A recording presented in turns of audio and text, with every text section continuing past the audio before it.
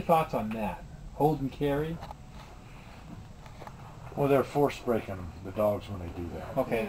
They're force breaking. Some dogs won't retrieve, and when you get into competition, or you just want a dog to retrieve to you, you wonder, retrieving is just for your convenience. If you shoot a bird, you don't have to go out there and get it; they bring it to you. Mm-hmm. And some dogs just love to retrieve. Some Mm-hmm. dogs don't. Yeah. And you can help it a lot by not just, like we just talked about, throwing that thing. Okay. They retrieved to me one time, I ain't gonna throw it another time. Mm-hmm. Mm-hmm. And then pretty soon they get to where they're a pretty good retriever. But if they don't want to retrieve, then you force break them to retrieve. Mm-hmm.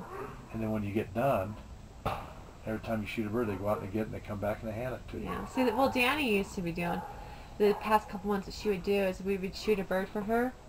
She would retrieve, she would go get it, and then she'd stop by a tree maybe 20 feet away, drop the birds, kind of look around, might lay down, they might pick it up and come back slowly, and so I just started doing the hold and carry, not nothing hard, just hold it, carry, And she started bringing it to you. She started bringing, you saw her today force too. breaking. Yeah, you saw it today. She brought it right to hand, so it's just, yeah, but it was real gentle. It wasn't like, no, and shove in her mouth, just real gentle. I mean, she'll open her mouth up, just real gentle, and good girl. Hey, that's called force breaking. Mm-hmm. Force breaking isn't out there slapping around them and pinching your thumb through their ear. And,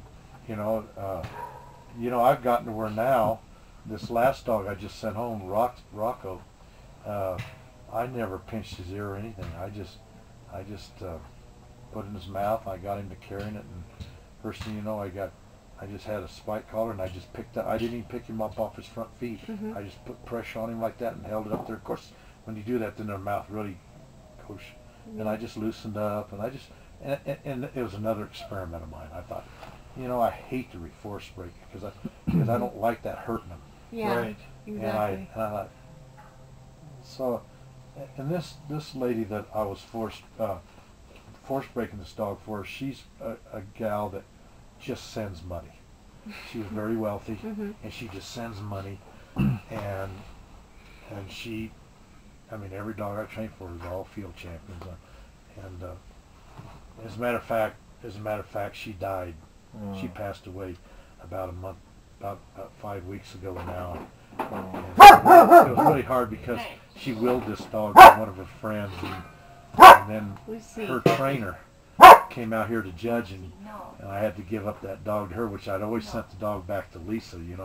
I broke all these dogs. Well, anyway, I had this dog, and I thought, you know what, Lisa never bothers me. Money isn't the problem, and I said, I'm not gonna do anything to screw her anyway, on the training.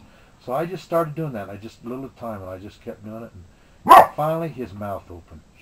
And you know what? I never did pinch his ear. I never did. And finally, I don't think I ever hardly when I was 4, the dog hardly ever tucked his tail. And I just did it like you did. Yeah. And boy, what a retriever he is.